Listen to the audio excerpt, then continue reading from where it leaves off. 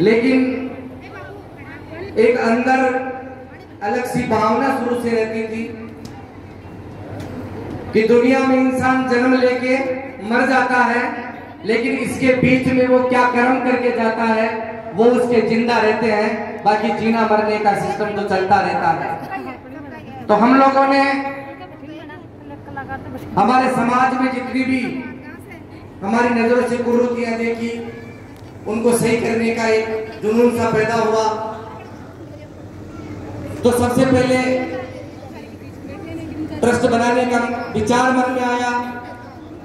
कुछ मेरे सहपाठी हैं उनका मैंने इस मामले में सहयोग लिया, जिसमें मेरे सबसे सहयोग करता और सबसे मुझे जो आशीर्वाद प्रदान किए हैं वो मेरे गुरु भी हैं और हमारे ट्रस्ट के राष्ट्रीय महासचिव हैं विष्णु कुमार जी सोनी। एक बार चाहूंगा उनके लिए जोरदार ताली।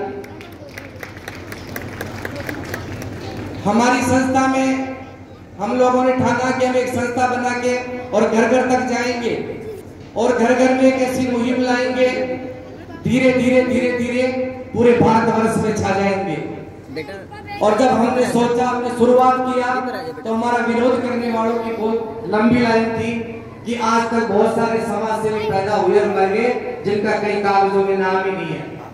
तो हमने एक ही बात बोली, नाम हो या नहीं हो, आपकी पिक्चर पे सामने फोटो आए नहीं आए, अखबार में आपका नाम आए नहीं आए, उससे कोई फर्क नहीं पड़ता, लेकिन आपके कर्म कैसे हैं वो परमात्मा देखता है, वो उसकी किताब में लिखे जाते हैं, हमें उसकी परवाह है, वो अखबार के पन्ने की परवाह नहीं है। और हम लोगों ने इसी एक आस्था और विश्वास के साथ संस्था की शुरुआत की, जिसमें हमारे जो मेन उद्देश्य हमने बनाए, मैं सम्मानित मंच को अवगत कराना चाहूंगा कि आज आप जैसे महान कार्यकर्ताओं को बुलाने का उद्देश्य भी यही है कि हम लोग इन व्यवस्थाओं में कच्चे हैं, अभी सीख रहे हैं। आप लोगों के यहाँ आगमन से आज हम बहुत कुछ सीखेंगे और संस्था को आगे बढ़ाने में हमारे को मदद मिलेगी। सबसे पहला हमने उद्देश्य लिया हमारी संस्था में, वो है सिंगल यूज प्लास्टिक को बंद करना। सब लोग इस पे भाषण देते हैं, सब लोग लंबी चौड़ी बातें करते हैं। आज हमारी सरकारों का हजारों करोड़ रुपया प्लास्टिक को बंद करने के लिए खर्च हो गया, लेकिन वो धरातल तक नहीं पहुंचा। बड़े बड़े नेता, लीडर, मिनिस्ट्री के जो लोग हैं उनके घरों तक सिमट के रह गया, लेकिन वो हमारे तक नहीं पहुंचा। अगर हकीकत में हमें बदलाव करना है तो हमें धरातल से शुरुआत करनी होगी, और हमने वही किया। आज हमारा एक भी कार्यकर्ता अपने घर में अगर सब्जी और फ्रूट लेके आता है तो कपड़े के बैग में लेके आता है, प्लास्टिक इस्तेमाल नहीं करते हम लोग। और हमारी संस्था में एक आदमी से मैंने जो शुरुआत की, वो मैं पहला आदमी था। आज लगभग 16,000 परिवार हमारी संस्था में है। और अगर वोटर की बात करूं, जनसंख्या की बात करूं, तो एक परिवार में 10 लोगों को कैलकुलेट करते हैं हम, तो लाखों लोगों तक हम पहुंच चुके हैं। और हमारा यही मिशन है कि पूरे भारतवर्ष में इस सिंगल यूज प्लास्टिक को हम बाहर फेंक के दिखा देंगे और साबित करके दिखा देंगे। ये सेव हेल्थ चैरिटेबल ट्रस्ट परिवार का वादा। इसके अलावा दूसरा हमारा उद्देश्य रहा कि आज जिन चीजों को हम लोग मजाक समझ रहे हैं, आज पानी का बुरी तरह से इस्तेमाल हो रहा है, पानी को सही तरीके से इस्तेमाल नहीं किया जा रहा है। आज अगर पानी को सही तरीके से इस्तेमाल नहीं करेंगे तो आने वाले टाइम में ये बातें याद रखना। आपको लोग बोलेंगे नहीं बोलेंगे, लेकिन मैं आज आपको बोल रहा हूँ और आपके दिमाग में याद रखना, आने वाले टाइम पे आपके बच्चे को नौकरी तभी मिलेगी जब आपके घर में आप पानी बचा के दिखाओगे। आपके घर में राशन तभी मिलेगा जब आपके घर में आप पानी बचा के दिखाओगे। आपका राशन मिलना, गवर्नमेंट की नौकरी मिलना या जो भी योजनाओं का फायदा मिलना, अगर आप पानी नहीं बचाओगे तो उन योजनाओं से आपको वंचित कर दिया जाएगा। क्योंकि दादरानगढ़ जो तहसील है जहाँ पर आज हम लोग बना रहे हैं, ये पूरी तरह डार्क जोन हो चुका। तो हम लोगों ने जो संस्था ने डिसाइड किया है कि भामाशाहों के सहयोग से, देखो सरकारी सहयोग तो हमें कोई आप जैसे लोग दिलाएंगे तो मिलेगा, और अगर मिल जाए तो हमारी किस्मत है, नहीं मिले तो भी ये पब्लिक का सहयोग है, इससे बहुत बड़ा काम हम लोग कर लेंगे।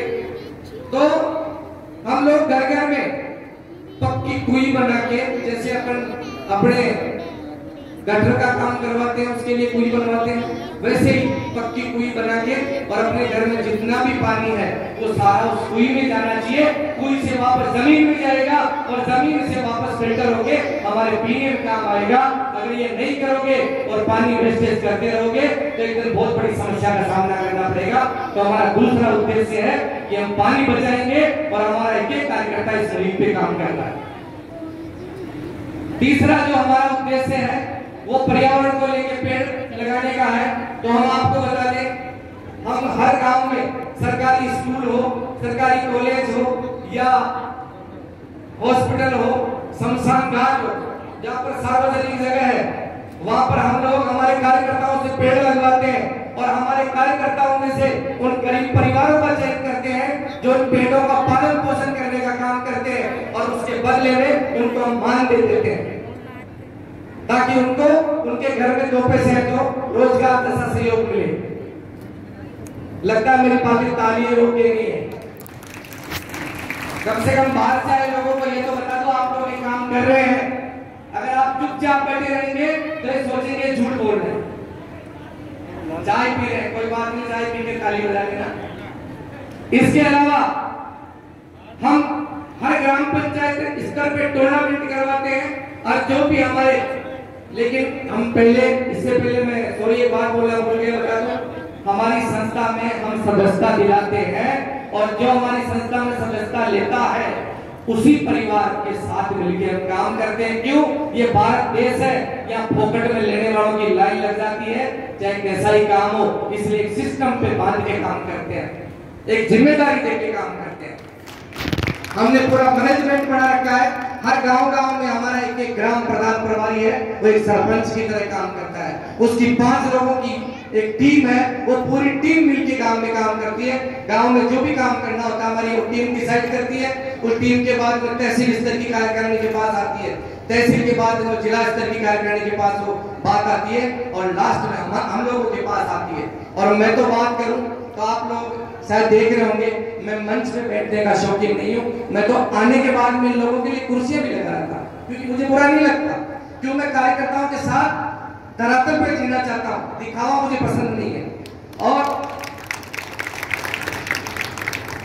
इसी के साथ जब हम टूर्नामेंट करवाते हैं और हमारे कार्यकर्ताओं के परिवार से, हमारे परिवार जो संस्था के रजिस्टर्ड है उनमें से किसी का बच्चा अगर खेल में अव्वल है तो वो चाहे स्टेट लेवल पे खेले चाहे वो सेंट्रल लेवल पे खेले, उसका पूरा खर्चा सेव हेल्थ चैरिटेबल ट्रस्ट देता है भामाशाह के सहयोग से।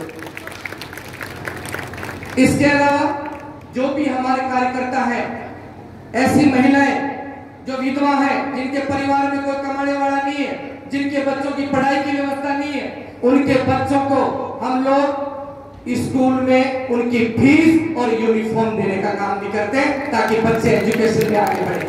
ये भी हमारी संस्था का हिस्सा है। और ये चीजें बातों में नहीं हो रही है, ये चीजें प्रैक्टिकल हो रही है। आपके सामने जितने कार्यकर्ता बैठे किसी को भी उठा के पूछ लो। इसके अलावा जितने भी हमारे संस्था में जो परिवार के सदस्य हैं, किसी भी परिवार में अगर बेटी का जन्म होता है, क्योंकि आज हमारे देश में बेटियों की जो दुर्दशा हुई है वो हमसे छिपी हुई नहीं है। पहले हमारे गांवों में लोगों को पता नहीं रहता था, लेकिन आज मीडिया इतना ज्यादा प्रभावी हो गया। आज व्हाट्सएप, यूट्यूब, सब चीजों पे आप रोज देख सकते हैं कि हमारी बेटियों के साथ कितनी जिल्लत भरा व्यवहार हो रहा है। तो हम लोग जब भी हमारे परिवार में किसी बेटी का जन्म होता है तो 5100 रुपए से लेके 21,000 रुपए तक उस बेटी के नाम एफडी करवाते हैं।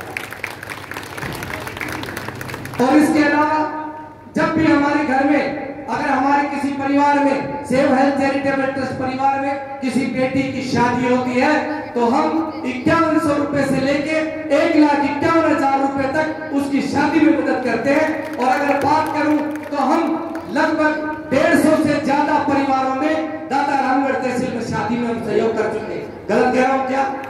सही कह रहा हूं क्या? हाथ ऊपर करके बताओ, जोरदार ताली बजा के दिखाऊंगा। हम लोग प्रैक्टिकल करते हैं।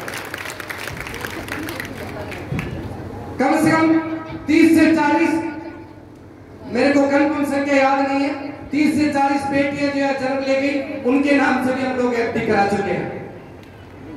ये लगातार हमारी संस्था के प्रयास है, लेकिन ये मैं नहीं कर सकता, मेरी कोई औकात नहीं है।